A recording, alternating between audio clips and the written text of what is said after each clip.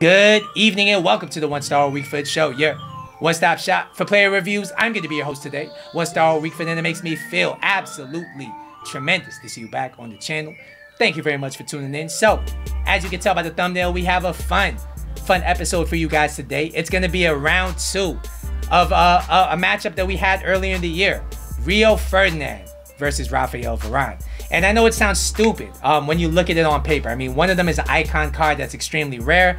The other card is a not informed gold card. And I mean, it really just speaks to how overpowered Varane is in this game. I mean, if you play FUT Champs, you already know you're going to face this guy in every single game almost.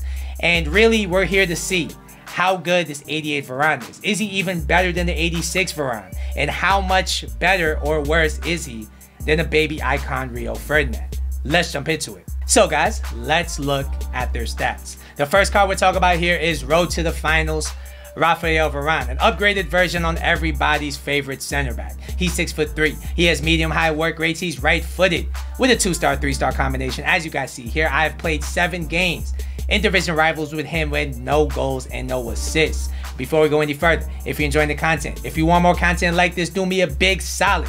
Hit the like button down below, and if you're new to the channel, as always, feel free to subscribe to the channel if you enjoy the content. I appreciate all you guys at home for watching this video. So, when you look at this Rafael Varane card, I mean, it is clear to see why he's in everybody's team, and this card is a little bit better than the version that's in everybody's team. He has the pace. His defending and physical are now icon-like. I mean, 89 defending. If you throw a shadow on it, which is what I did here, he's pretty much going to have maxed out stats. Physical wise, he's no slouch. I mean, 88 strength, 82 aggression with 6'3" body type.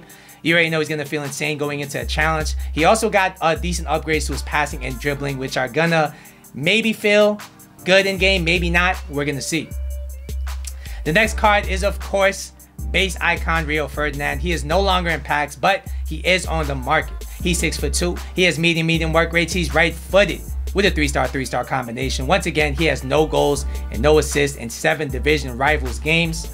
And when you look at his stats, I mean, they don't look that great. Let's not lie. His pace, of course, is good. That's why you're bringing him in. His defending and physical are good. But compare him to non-informed Joe Gomez. Compare him even to informed Joe Gomez. They look like exactly the same card. Dribbling wise, once again, he doesn't look that spectacular, but he does have the 85 composure. Passing wise, he may be able to play as a deep line playmaker, being that he has 77 long passing, but his passing stats don't look that great. They don't look very good like David Luiz does or anything like that. So without further ado, we're gonna jump into the gameplay. I'm gonna take you over to our review specialist in the studio, One Star Week Fit. Take it away. Thanks, One Star. So as you guys know, we got 2 reviews for the price of 1, and the first one's gonna be a 1,000,000 coin card, Road to the Finals Varane. Is he worth the price? I would have to say not quite.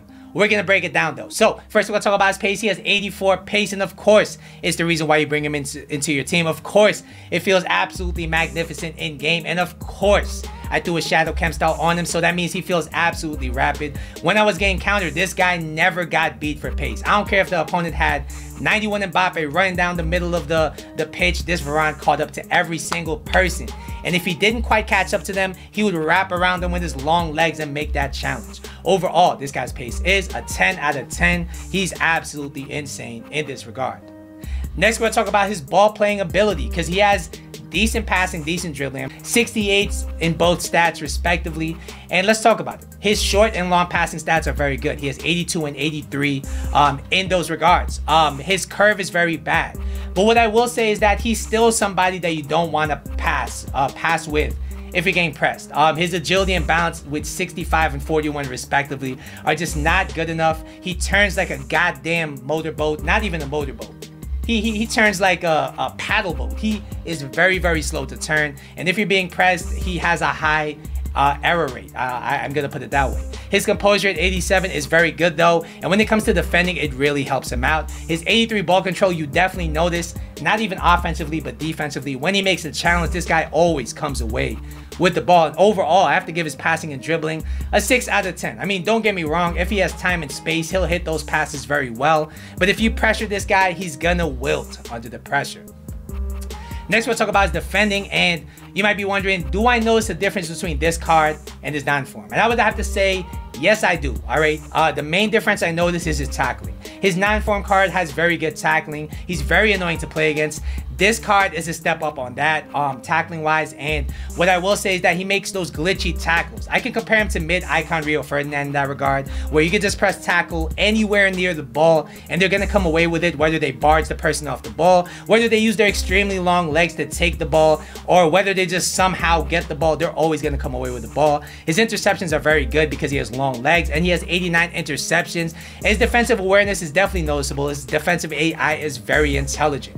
Overall, this guy's defending is a 9 out of 10.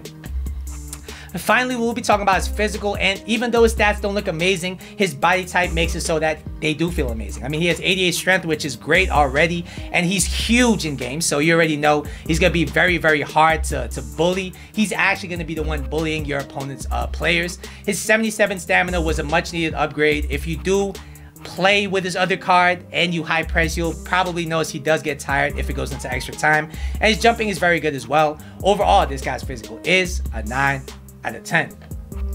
Alright guys, so what's the final verdict on this card? I think this Varane card is absolute class.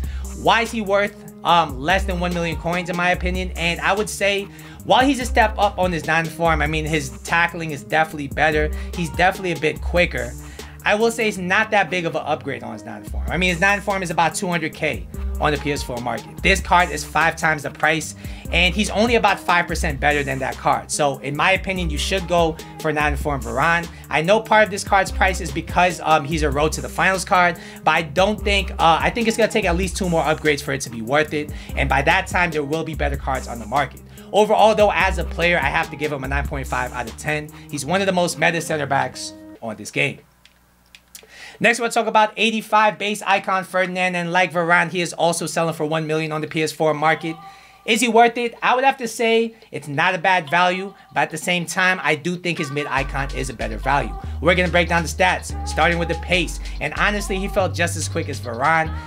He never really gets beat on the counter. It doesn't matter how high of a line you play. You can play a Bayern Munich high line where you're on top of the halfway line, and he's still not going to get beat for pace. Overall, just like Varane, I have to give him a 10 out of 10. Next, we'll talk about his ball playing abilities, his passing and dribbling. And honestly, he felt much better than Varane in this regard. And it really doesn't have to do with his stats, because his stats are very similar. In fact, his passing stats with his short passing and long passing are actually worse than Varane's. But where he does do better than Varane is just the fact that he doesn't feel like a motorboat when he turns. Don't get me wrong, he doesn't feel smooth by any means, but at the same time, he can hold his own if he's being pressured. So between him and Varane, when I got pressured, I had to make the pass to Ferdinand. He was able to pass out of pressure pretty well, and his ball control was pretty decent as well. Overall, this guy's passing and dribbling is a 7 out of 10. I won't call him a ball playing center back, but he can do it in a pinch. Next, we'll talk about his defending, and the big question here: is he going to play better than stats indicate? Because stat-wise, he is nowhere near a 1 million coin card. In game, I will say he did feel better than the stats indicate. I'm not going to lie. Comparing him to informed Joe Gomez, I already know I would much rather have this Ferdinand than Joe Gomez. He feels much better going into a challenge.